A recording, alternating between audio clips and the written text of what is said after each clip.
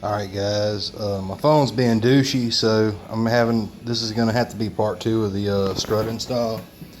Got the caliper off, like I said, and these screws, or these nuts right here, have to take off. Like I said, the top one is bolting the bracket. There's actually 2 nuts there, and the bottom one is just 1 nut. So I'm going to take those off. On this side, I think you have to have a 24 millimeter. Let me check. Yep, 24 millimeter on that side.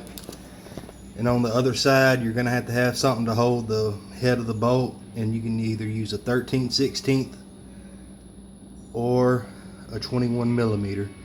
It's your choice, preferably the 21 though. When I get these bolts disconnected, I'm going to pop back up to the video. Alright, I got those 2 bolts out. That's what's going to happen. Your rotor is going to break over.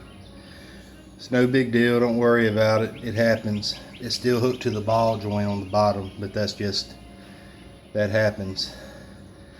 I think that's part of the reason you have to end up getting an alignment when you do the struts. But that part's done.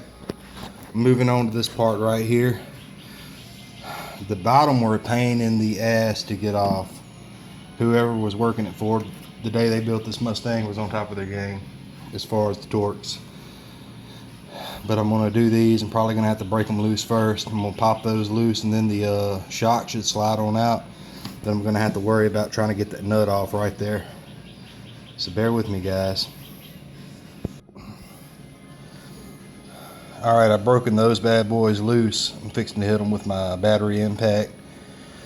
When you pull that last one out, make sure your foot is not in the way, because that strut is going to drop down. There's nothing left holding it when you pull out either that last bolt or one of those last nuts.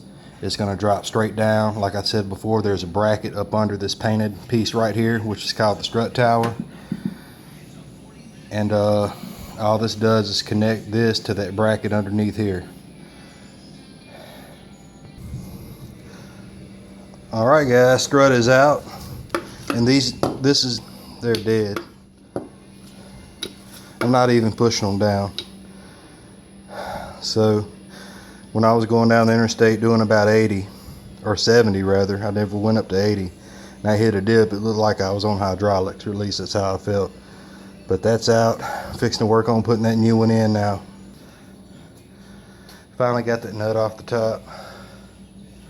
What I had to do is try to drop that dust cover. You might have to pry it down so you can reach the rod on the piston.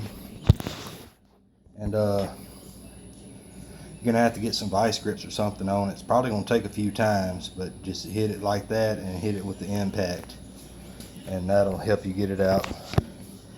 Fixing to dress this other piston and put it back in. Alright guys, got the old shock out. Getting the new one dressed up. Remember to use the old dust boot. You're gonna have to have it. And make sure you dress it right. And we're going to install the top components right here when we actually put it in. This is going to go this metal tip on down when we dress it back, when we push it back through. Alright guys, I got it snug back up. I'm going to have to put the caliper back on, and then we'll be dropping it down, but I also got to put that bracket on. I'm going to do these up here, and then we'll be done. Drop it down, take it up the street.